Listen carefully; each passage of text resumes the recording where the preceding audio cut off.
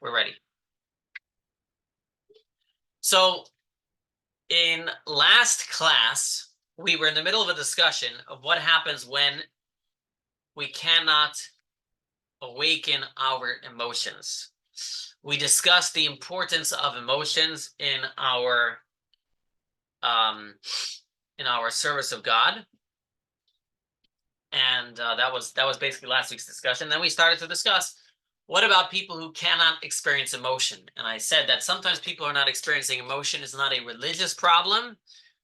It could be completely a human problem. They had some trauma when they were younger and they shut down their emotions. And in that case, the Tanya is not talking to such a person. Such a person needs to go get a mental help. Okay? But Tanya is a religious book. And this is why I always want to point out, the Tanya is a religious book, and sometimes we have human problems that are not necessarily, spirituality can help, but are not necessarily healed through spirituality alone. Just as if you have trouble studying because you have a headache, you should probably take a Tylenol, let's say, or take a nap, right? You can say, well, if we're sick, we should pray. And yeah, you got to pray. You also got to take a Tylenol. You also got to take a nap. You got to drink some water. The same thing over here. If someone is not experiencing emotion purely because they generally shut down their emotions because of some traumas when they were younger, they may need to seek mental health help. And it may not be a religious problem. That being said, we did present that sometimes it is a religious problem. And we presented a concept that some souls are what we call impregnation, meaning that they haven't fully formed, so to speak, and therefore they never give birth to emotions. We call having emotions giving birth. Why? Because we have emotions about what our mind knows. You cannot have an emotion about something your mind doesn't know. If someone has no idea what chocolate cake is, they will not desire it. It's a birth. It's given birth from our intellect. Now, when it comes to physical pleasures, the emotions come a little easier than when it comes to spiritual pleasures. Okay, we'll see you back in a moment, Beth. When it comes to spiritual pleasures, we need to work a little bit harder to give birth to those emotional feelings. It takes a little more effort, but nevertheless, generally, we should expect, if you think about something long enough and you contemplate about it long enough and you make it practical in your life long enough, it will have a desired emotional effect, which, of course, as we said, will have a desired effect on your actions. Some people, though, it doesn't happen. And the Tanya is spending time on this because the Tanya, in this first version of the Tanya, is telling you the easiest way to serve God, the practical, proper way to serve God is, as we laid out in chapter 15, is through emotions, which means a Beinoni has to serve God by contemplating about God, having emotions towards God, and then doing actions for God. And so then the question comes, if you are a Beinoni and you're having trouble awakening your emotions, what are you going to do?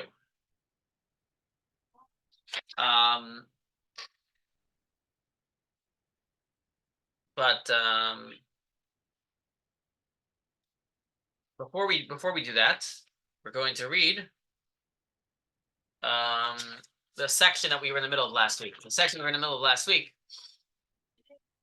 told us that even in cases where you have trouble awakening what's called an emotional experience towards God, you should at the very least be able to awaken something which is called your hidden love to God. Every Jew has a hidden love towards God. So let us read this section. This is important. Why? Because I think the hidden love towards God is something we can all connect with more. Hidden love doesn't mean it's hidden and it never becomes revealed. Hidden means that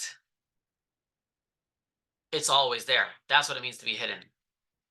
Hidden means that you don't have to create something. You already have it. It's hidden within you. That's why the hidden love is a special love. So again, don't get confused with the word hidden, thinking hidden means it's bad. It's not there. No, hidden means it's always there, but you're not creating it. Take a look at screen number 1. There's an additional second all-encompassing, again, we read this first page, but we have to read it because the second page we didn't read. There is an additional all-encompassing principle of worship for Bainim that you need to know. Essential to the religious life of the Baini is the ability to generate real feelings for God through meditation. But what happens if you employ all the correct techniques and despite all your efforts, strong feelings don't come out? Let me just get a cup of water. Yeah.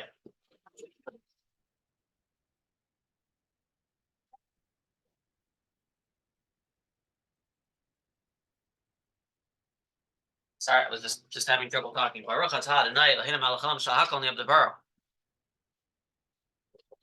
Okay. The additional principle tells you how to react if even after doing all the appropriate meditations, your intellectual capacity and cognitive focus prove insufficient to generate love of God tangibly in your heart, that your heart should burn like a flaming fire and desire intensely with a palpable desire, craving, and longing in your heart to attach yourself to him. So what this is saying, by the way, is when your love is created, not your innate love, when your love is created, your love is a flaming desire. Anybody ever felt a flaming desire towards God? Possibly occasionally. Okay. You carry out all the meditations. Yes? Was that a yes? Never. I said never. Never? You've never had anything that like great that happened in your life that you felt so thankful? Maybe the kid's birth. Okay. All right. So you've had a moment, I suppose so. You carry out all the meditations advised by the Tanya at length. Right. Someone else wrote when I experienced minor miracles. Yeah. So I think for most of us, that's when it happened. Most of us have not felt that feeling through meditation. That would be my guess here. Then again, how much time have we spent trying to create such a feeling? That's why I assume for most of us, we would have that feeling after we've experienced something amazing in our life.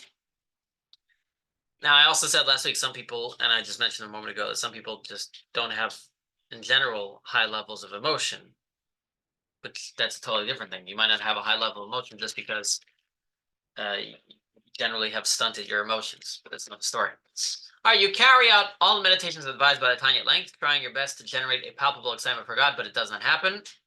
Rather, the love remains concealed and stuck in your brain and in your hidden places in your heart, i.e. your heart does feel it, but in a less excited, muted fashion.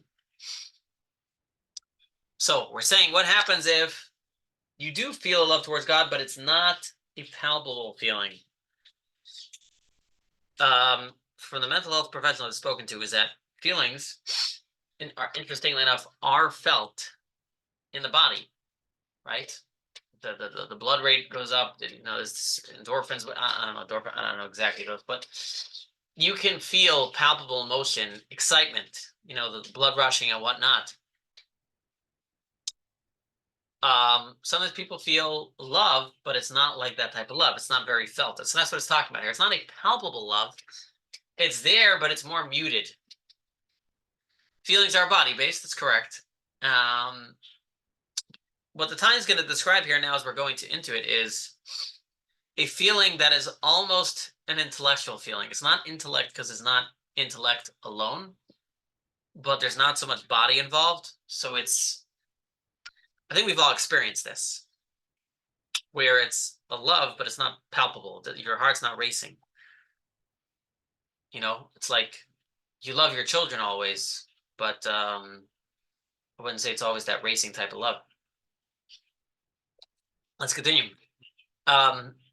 It makes sense to you to worship God, but you just don't feel hungry for it, i.e., your mind's inquiry and cognition of God's infinite blessed greatness does register in your heart, and your heart recognizes that in his presence everything is considered zero.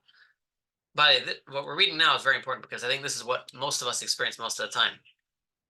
The problem here is that your feeling is more like a consent and approval rather than actual excitement.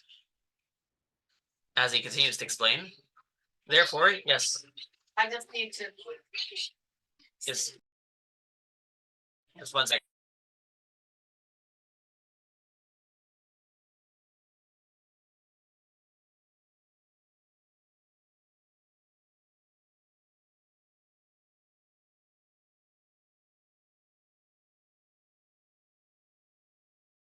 Okay. All right, let's continue. Sorry about that. Okay, therefore you feel it is appropriate that every living thing should yearn for him, to connect with his light and be absorbed in it. Feeling that something appropriate is not a very strong emotion. Sorry about the noise in the background. Again, this is whatever. You agree that every living thing, it'll quiet down in a moment. You agree that every living thing stands in God's presence and should be drawn to him, but you don't actually feel drawn yourself in a powerful emotive sense. So this means that you are feeling, but you don't actually feel drawn yourself. So it's almost like you feel like everybody else should do it. You feel that it's the right thing, but you don't have a personal involvement in it. So I guess the real question here is he's trying to describe something that's not 100% intellect, but not 100% emotion either. So it's a very, very difficult place to be. So let us continue. And on a personal level, you feel it's appropriate that your nefesh and ruach soul powers within you ought to yearn for him. So this is getting into different levels of the soul, which we're not going to get into because that's a separate discussion. So again, on a personal level, okay, with fervor and desire to break out of their bodily containment has to be attached. So again, these are all saying you feel it's appropriate, but you're not actually feeling it. To him unrestrainedly, and you understand they only reside in your body against their will, bound in living widowhood, like a woman who is unable to remarry because her husband left her without a divorce. Again, this is largely an intellectual experience with a mere agreement of the heart. God's presence ought to be powerful and overwhelming. You just don't feel that way. Did anybody relate to what he's describing here? I love how he said a moment ago that you feel that everybody else should do it, but you yourself shouldn't do it. Like you feel that everybody else should do it, you just don't feel a strong passion towards it. Can anybody try and describe this feeling where, well, let's define it. Intellect is what's right and what's wrong. Feeling, does anybody ever feel like they have a feeling it's just not coming out enough? And I'm just curious, I want to hear from other people. This is a nuanced level, and the reason why I want to discuss it, I think this is what most of us feel most of the time. I know what you mean. Okay, so you do feel the same idea. It's not entirely intellect. It's not entirely emotion. 1 second, I got to pick this up. This is the dad calling from before.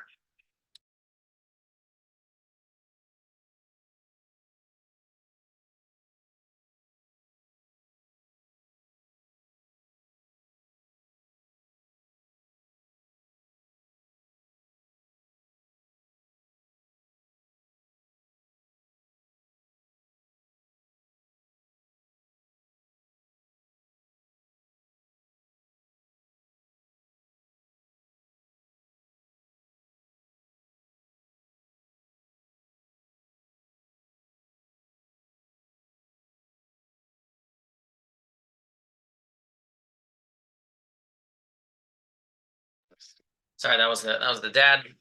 So had to okay, pick up. So let's continue over here.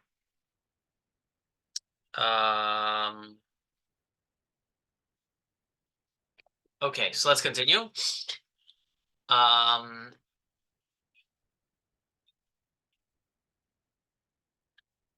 So yeah, I wanted to hear from you. Anybody had a thought on this?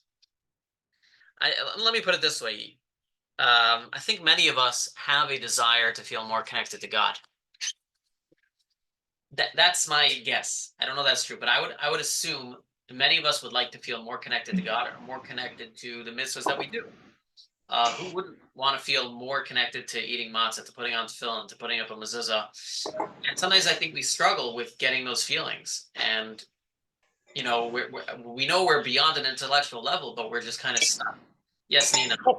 Oh, thank you. You knew I had a contribution. Yes, I feel it's very difficult. Yes, I think it has to do with conditioning. I think there's, in the neuroplasticity of our minds, there's deeply embedded messages from our childhoods. If we didn't grow up with it. Yeah, you're correct. This was a discussion last week as well, in which, and this is a general world problem, where emotions have kind of been shunned. Again, the world has gone in a kind of a different direction today, where everybody should feel every emotion, but there was a period of time where emotions were shunned. Okay. And that creates a problem where, we don't feel emotions about other things as well. The difference is like this, is that even if we shut down emotions in some areas of our life, to get back emotion in physical pleasures, physical things, is going to be a lot easier than getting back emotion in spiritual things. It's just how it is. Yes, Dr. Yannick, you have something you wanted to say?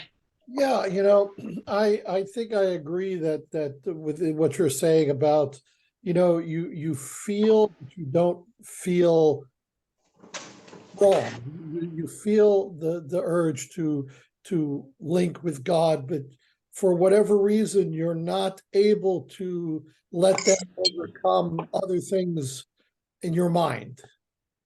And I have that a lot, where I feel I should be more connected, but for some reason I'm not. I don't have that flaming desire, as you call it. Yeah.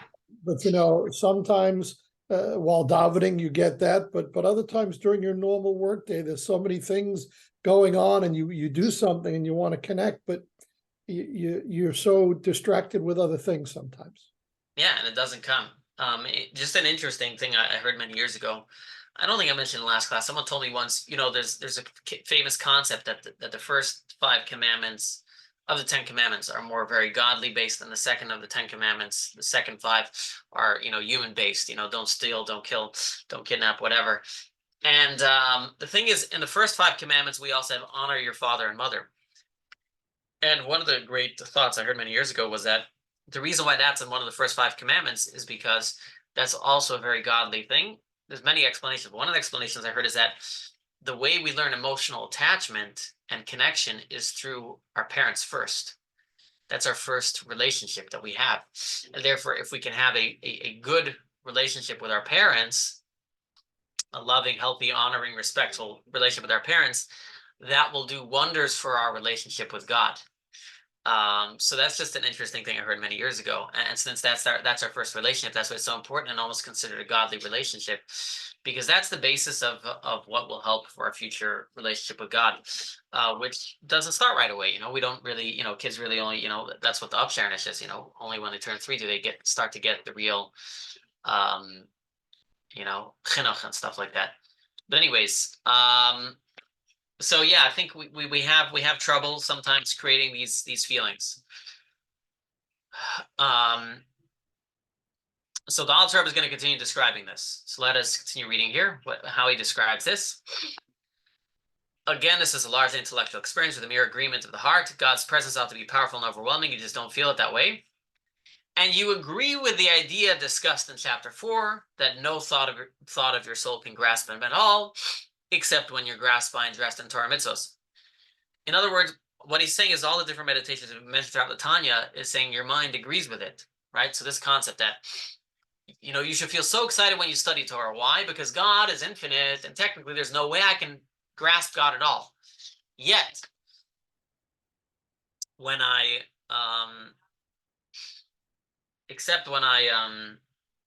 study Torah, suddenly I can grasp God. That should get you so excited. Then you're wondering, but I'm studying and I'm not excited. I like the idea. It's cool. Wow. When I study Torah, I can connect to God, the infinite God, right? As an illustration of hugging the king, right? As we said earlier, that was an earlier meditation. When you're studying Torah, you should look at it as if you're hugging God, right? We're all studying Tanya now. We should be so excited. I mean, think of it. There's an infinite God that we can suddenly connect to. Can I ask you a question? It was what One of the second, let me heart? just finish the next paragraph and then I'll open up the questions. I just want to finish this point. Therefore, you feel that it's appropriate for your nefesh and ruach to hug God with all your heart, soul, and being. And again, focus on the word. Therefore, you feel that it's appropriate, namely through observing the 613 mitzvahs in action, speech, and thought.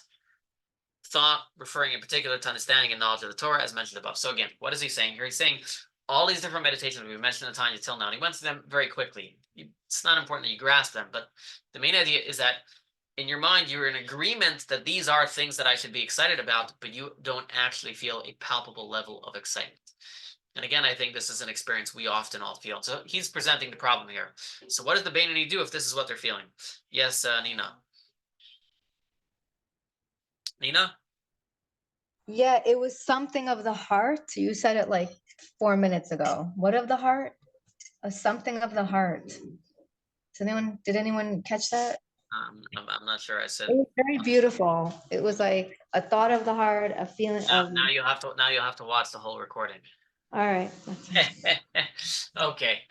All right. So we've presented a problem, and it's a big problem, and it's a problem, like I said, that I think we all experience, and it would make us question, based on our study of chapter 15, where we said we have to serve God, and serving God means to work, to love Him, to work, to feel close to Him. What do we do if we don't actually have those palpable levels of feeling? So he's going to say like this. Let's read it. And the answer, sometimes questions are better than the answer. I think the question is a really good question. And the answer to me, it leaves me wanting. That's why we're here to discuss. Hopefully we'll come up with something good here. So let's take a look here. Section 3, why meditation never fails. Is it enough to feel that worshiping God is appropriate without having any stronger emotions in your heart? Scripture appears to indicate otherwise. The Torah says you shall love the Lord your God with all your heart, implying that you are commanded to experience the emotional love of God in your heart. However, this notion of legislating an emotion is difficult to comprehend. And the Rav, the Maggid of Mezrich, asked, is love not an emotion of the heart? Right? So the Torah says you shall love the Lord your God. The Maggid of Mezrich, the student of the Baal Shem Tov, asks, how could you make a commandment about an emotion? That doesn't make any sense. How can you command for an emotion? And emotions, I can command you to do something. How can I command you to have an emotion?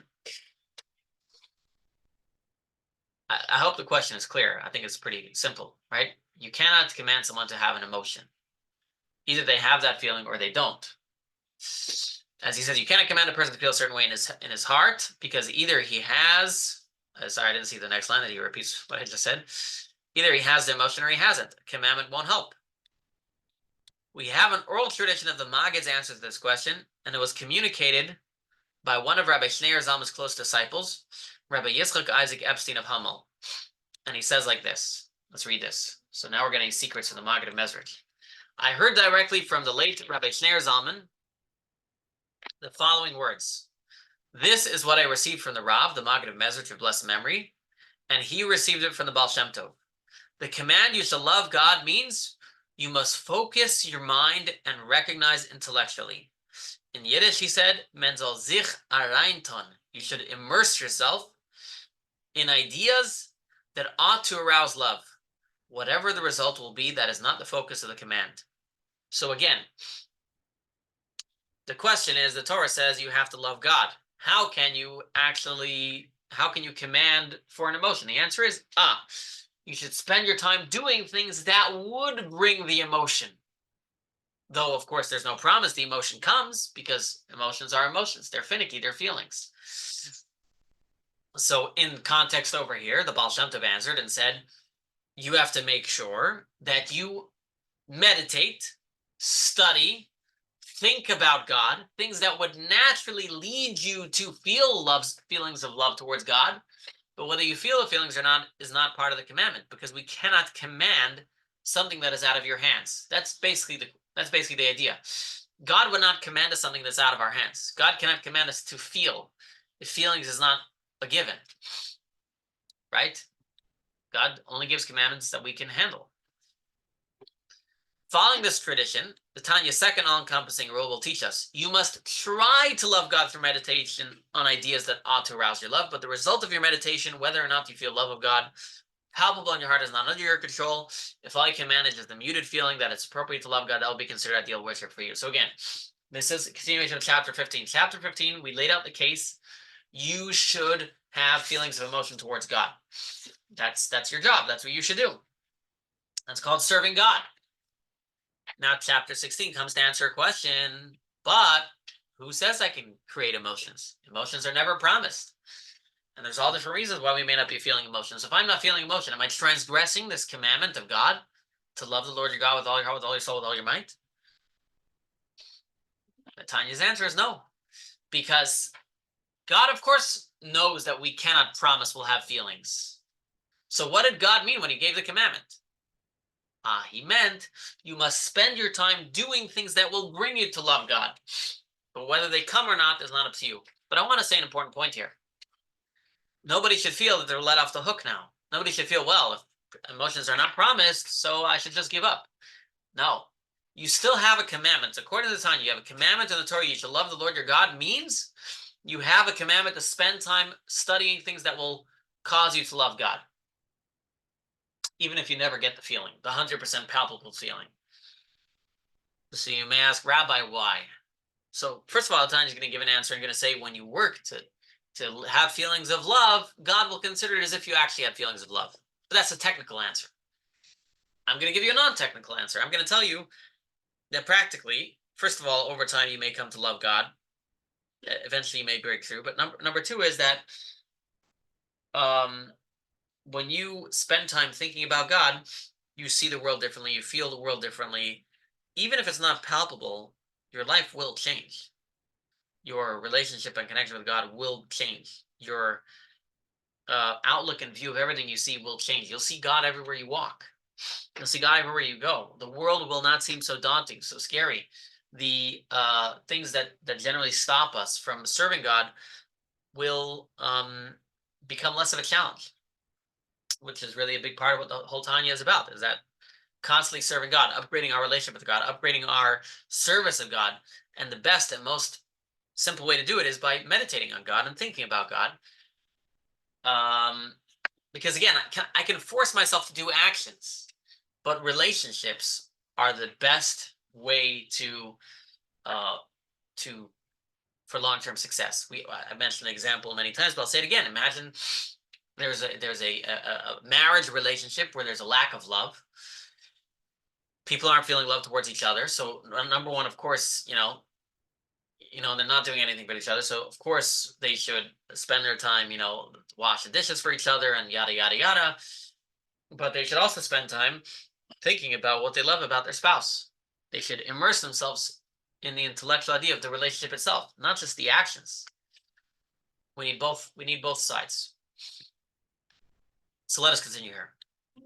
Now, when you will contemplate this idea deeply, how worship is appropriate and the discernment of your hidden places in the heart and your brain, and your mouth and heart are consistent, your mouth carries out whatever was decided through the discernment of your heart and mind. I'm going to explain this paragraph in a moment. Namely, that God's Torah is your delight with your mouth, and you study it day and night. And likewise, your hands and other limbs observe the commandments, following what was resolved through the discernment of your heart and mind. Then, as we shall see, this is enough to render your worship as ideal. So what he's saying is like this, is if you use your mind to think about God, and then you come to a decision, so to speak, in your mind, half heart, that you want to serve God, and then you actually go and do an action to serve God.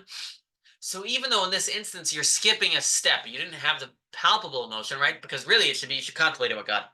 Then you will come to a deep emotional connection to God, and then you will do an action. In this case, we're half skipping, right? Here you contemplated about God.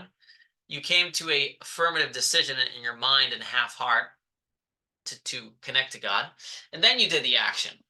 But since ultimately the contemplation led to the action, therefore, even though a step was skipped, God is going to say, I'm going to consider it as if you did it. So let's continue reading. To explain why you can imagine without palpable love and reverence of God, we first need to understand the role of these emotions. So we've explained the purpose of emotions from a personal standpoint, from a perspective of serving God. We're going to give now a mystical reason why we need to have love of God.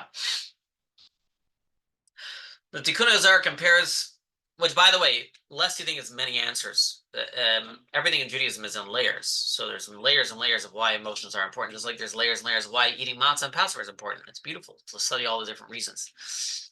The Tikkun Azar compares the love and reverence of God, which accompanies a mitzvah, to the wings of a bird.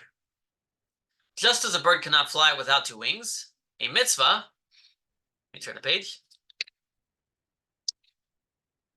cannot soar heavenward and be fully accepted by God unless it is propelled by the wings of love and reverence. In Luriana Kabbalah, this process of invigorating a mitzvah is depicted as an infusion of mochin, brain energy, and chayas vibrancy into the act. So, again, using the analogy of a bird without wings cannot fly. There's a body, but it cannot fly. It can be 100% alive, it cannot fly. You can go to the zoos over here. They have all these injured birds. They can't fly. They're there. They're 100% alive, but they cannot fly. The same thing as a mitzvah. A mitzvah without emotion in it has no vibrancy, has no energy. It cannot be fully accepted by God. It cannot soar heavenwards. It's alive, it's there, but it's stuck.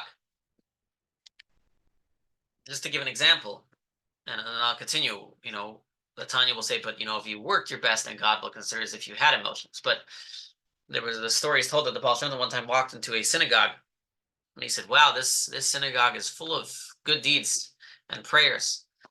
And they thought he was giving them a compliment. Later he explained, no, they served God and prayed to God with no emotion, and therefore all the deeds are stuck here. None of it flew up, none of it flew to heaven. It's all stuck here. Okay, so that being said, so we need to have emotions in our mitzvahs. The emotions give it life. I mean, we know that. Emotions in anything gives it life. So the Tanya will now argue that even if your meditation fails to generate a palpable feeling of love and reverence to God, and you only develop a more muted sense of emotional discernment and approval, that's enough to endow your mitzvahs with the necessary wings of vibrancy. So he says like this. In this case, the discernment of your heart, which you did achieve, become dressed in each act, spoken word and thought of Torah and its mitzvahs, providing the Torah and mitzvahs with the necessary mochin, brain energy, chayas, vibrancy, and wings with which to soar heavenwards.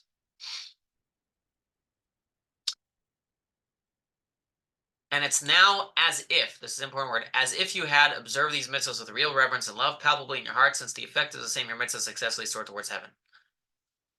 Remarkably, your partially failed meditation is highly effective, and it is just as if you had succeeded. It's just as if you observe the mitzvahs with your heart and soul of thirst for God, of desire, fervor, and longing, resulting from a love in your heart like flaming fire, as mentioned above. So what I want to say is like this. What the Tanya is saying like this. We don't feel good when we don't feel emotionally connected to a mitzvah. Right? It doesn't feel good for us. What the Tanya is telling us is from God's perspective, though. Okay? Again, I'll get to our feelings in a moment. From God's perspective, if we worked our hardest at trying to create that feeling, and we were unable to,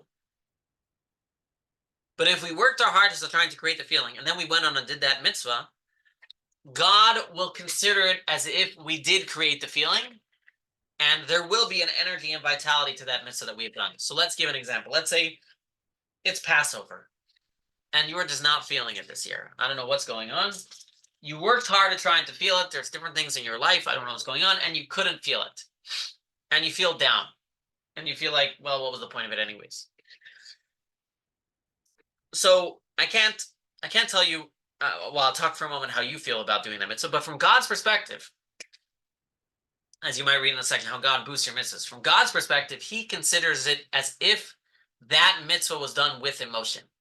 Or let's say your prayers. If you worked hard to create emotion in your prayers and you didn't feel any emotion in your prayers, God will consider it as if you had emotion in those prayers. And this is a powerful idea because the Tanya will spend a lot of time later on describing just the great importance of emotion in your mitzvahs. We gave the general idea here that without emotions, your mitzvahs don't fully connect to God.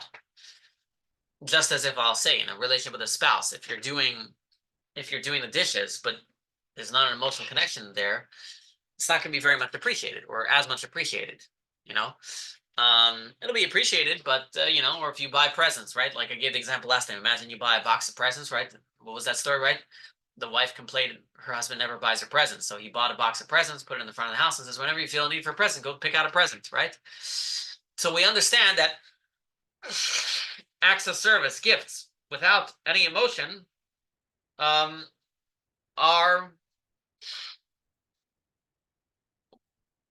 we don't connect with them so much. The same thing with God. God, if we do a mitzvah and we had zero relationship in it, the connection there is there's somewhat of a lack of connection, and so that's why it says it doesn't fully go up to God. Again, the discussion of what that actually means is in the later chapters of the Tanya. But what the Tanya here is saying, if you tried your hardest to create emotions, from God's perspective, that's good enough. Now, you might ask a question, what about me? I still want to feel connected. I want to feel the connection. That's a good question. I don't have the answer right now. But let's continue with this point. Maybe we'll discuss it soon. I want to finish this topic here, but it's a good question.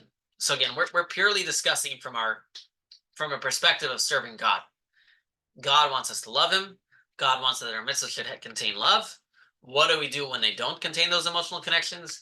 His answer is, if you tried your best, it's considered as if you did have an emotional connection. But that only helps for God's side. What about our side? It's a good question. If you have thoughts, write them down, and maybe you'll help other people here. All right. So the obvious question is, now he's going to explain technically how it works. How could this discernment of the heart replace a real love and a reverence? How does this muted emotional experience provide wings that are powerful enough to propel your mitzvahs heavenward? In order to answer this, Tanya will first demonstrate how instrumental this failed meditation, which only produced discernment, actually was. So what he's going to say here is that the meditation did something. It wasn't like you did nothing. You did something. Let's continue. For since this discernment of your mind and your hidden places in your heart actually brought you to observe the mitzvos, and if you had not meditated about this discernment, you would have never had observed these mitzvos. Rather, you would have been busy exclusively with your bodily needs. Therefore, God accepts your meager offering of discernment in place of real love and reverence, as we shall see. Even if your natural disposition is to study all the time, nevertheless, discernment is still a crucial motivator to your Torah observance, because ultimately your nature is to love your body more than to worship your God. So that's an interesting point. He's saying, at the end of the day, if you had zero level of meditation or connection to God, you would not be serving God, because our number one life's priority and our nature is, without any meditation, is to serve ourselves. And the fact that you took out of your time to serve God, that is an outgrowth of your emotion. That is an outgrowth of your feelings towards God.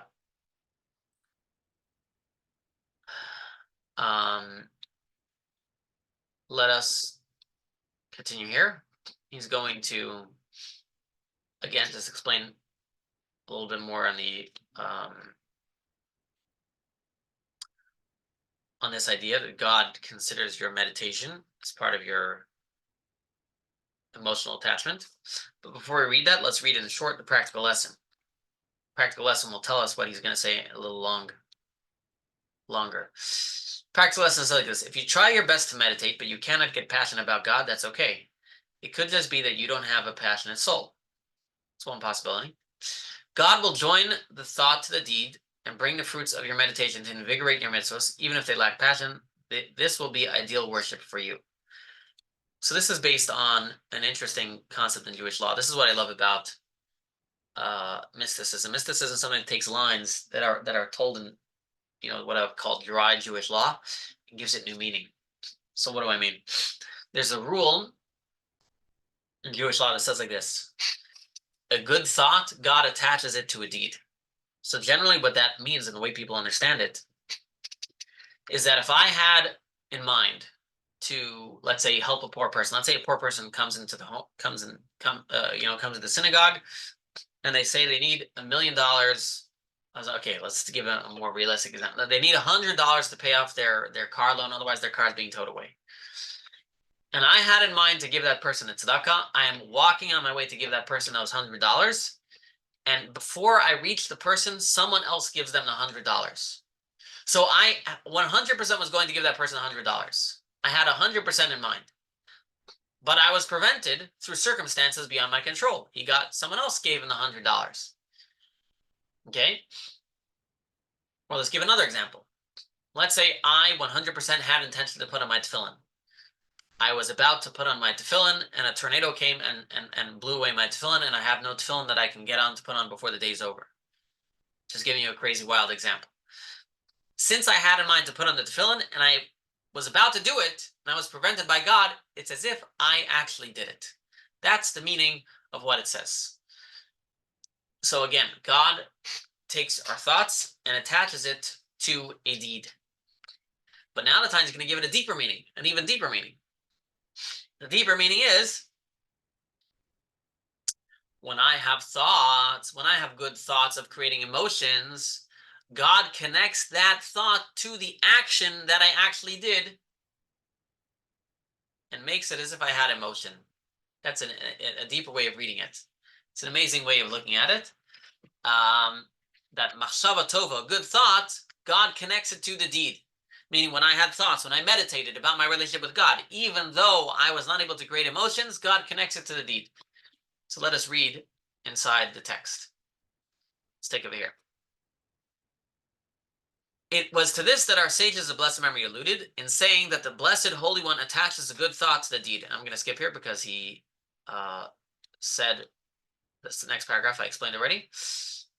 And the question is, if the general way of understanding the line means that I had intended to do something good, but I was prevented, the assertion that God attaches a good thought to deed seem out of place. There was, in fact, no deed to attach the thought to, as the Tanya now asks. The Talmud should have said, in the first instance, not that God attaches a good thought to a deed, since in reality, there was no deed. It should have said, Scripture credits him as if he had done it. Right? That's what it should have said. There is, however, a deeper significance of God attaching a good thought to a deed. The Talmud was alluding to the second all-encompassing principle, that if a mitzvah lacks palpable love and reverence, and has only an intellectual discernment, emotion, God will accept this in the place of real feeling. So that's what he says. Rather, the explanation lies in understanding the difference between palpable and discernible emotion. What is the reason why palpable love and reverence of God are able to act as wings to a mitzvah? Because when love and reverence are palpable in your heart, they become dressed in the mitzvah act, energizing them to soar heavenward. Because the gap between the heart and other organs is not so big, since the heart is so sensuous like the other limbs and tools of action. So again, our heart is an organ in the body that's close to our actionable things. So for the heart to become manifest in our external limbs is easy. And let's skip over here. And while the heart does transcend and surpass the other limbs in its complexity and centrality, it is not totally removed from them. Rather, the heart is the integral energy of the other limbs, pumping blood to them. That is why its emotions can dress in external limbs, providing wings of ascent for their actions. However, this relationship between the heart and external limbs only works when emotions are tangible and palpable. Then the central element of emotion provide necessary common ground for relationship with the physical limbs. So again, he's saying something fascinating. He's saying, when you feel emotions, and as Nina pointed out earlier, as we said earlier, emotions are felt in your body.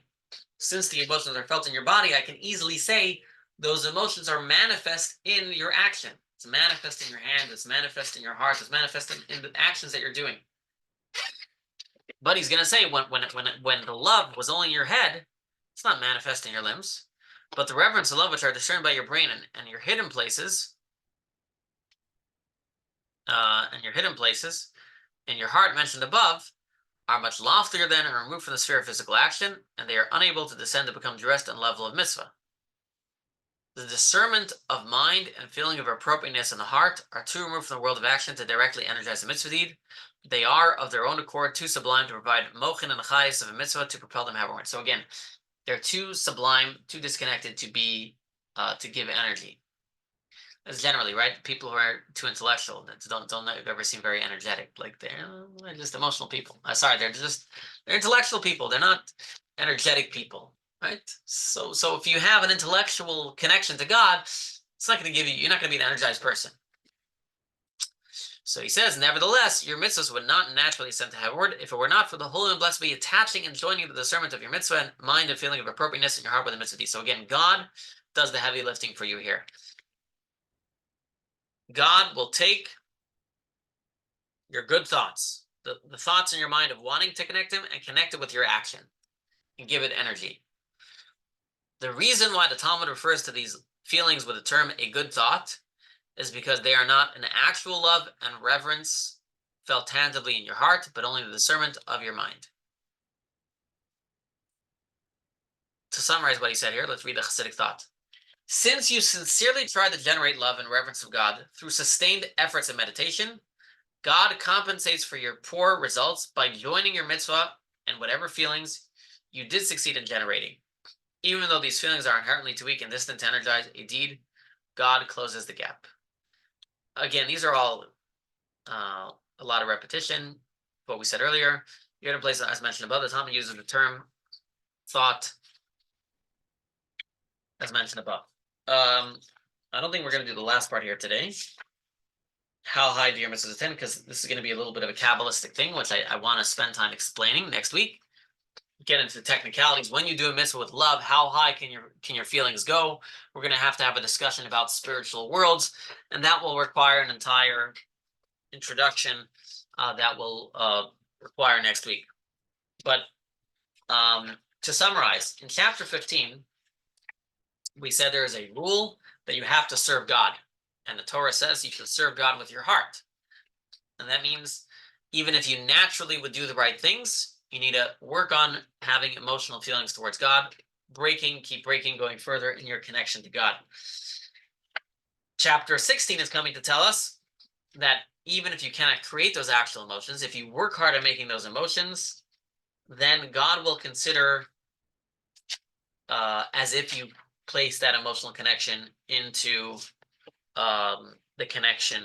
You place those emotions into your deeds, and therefore God will consider your mitzvahs as if they were filled with emotion, and therefore they will be considered energized mitzvahs that will connect you with God. Now, like I said, the answer, I think I said in the beginning of the class, the question was better than the answer. The question was, what should we do if we try to create emotions and we don't have emotions? Tanya's answer is, well, if you tried your hardest, it's good enough. And why do I say that answer is not as good as the question? Because at the end of the day, I'm not feeling a great love towards God. So I get it. God doesn't judge me, and God makes it as if it's good enough. But for me, I don't feel that connection. And that's why I said the question was better than the answer. So from a technical perspective, serving God, I'm clear. I'm okay. It's like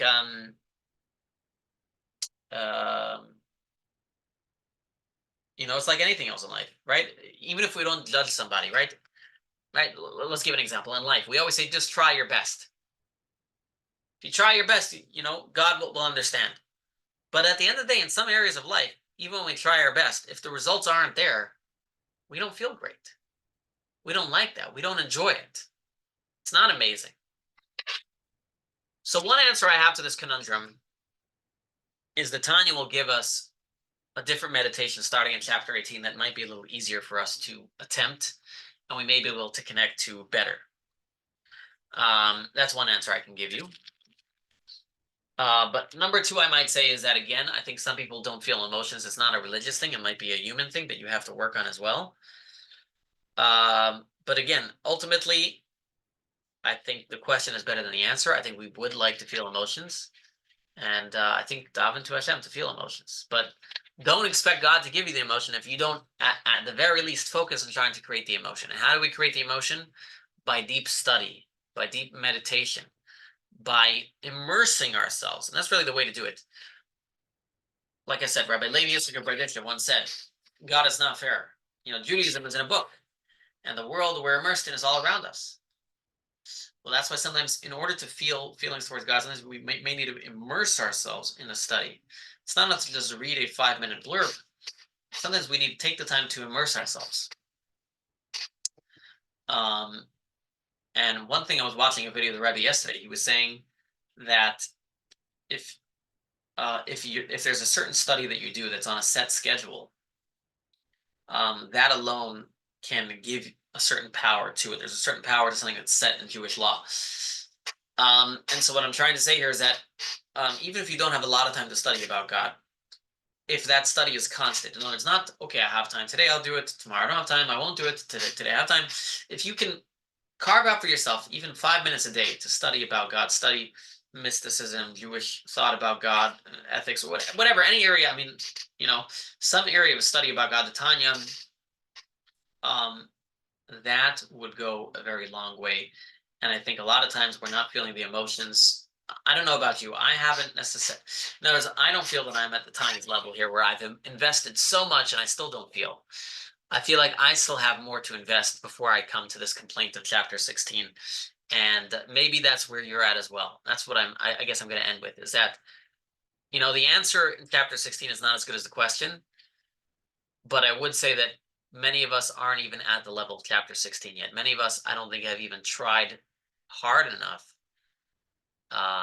to get there that we have a place to complain. Now, I will say, even if you are a person that will get to levels of emotion, it won't be all the time. And that's when chapter 16 is going to be very relevant. Okay. So even if you do study about God all the time, you're never 100% always going to get the feeling. Okay. And so for those days, you need chapter 16. But I think that all of us can get more moments of emotional connection to God if we were to spend the time on it.